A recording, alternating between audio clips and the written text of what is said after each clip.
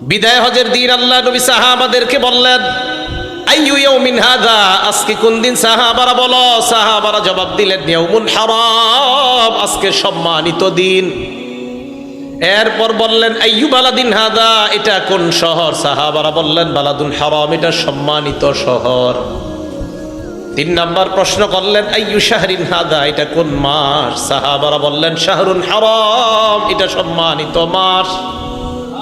নবীজি বললেন, ফাইন্নাল্লাহা হাররামা আলাইকুম আমওয়ালাকুম ওয়া দিমাআকুম ওয়া আরাযাকুম ওয়া তাবা দিমাআকুম ওয়া আমওয়ালাকুম ওয়া আরাদাকুম কাহুরমাতি হাদাল ইয়াউমি ওয়া হাদাল বালাদি ওয়া হাদাশ শাহ।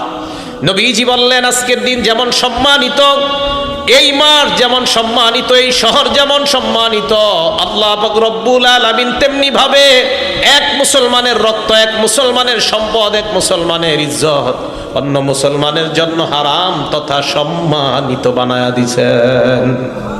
কোন মুসলমানের সম্পদ লুণ্ঠন করা যাবে না, কোন মুসলমানের রক্তপাত করা যাবে না, কোন মুসলমানের ইজ্জত অন্যায়ভাবে হরণ করা যাবে না।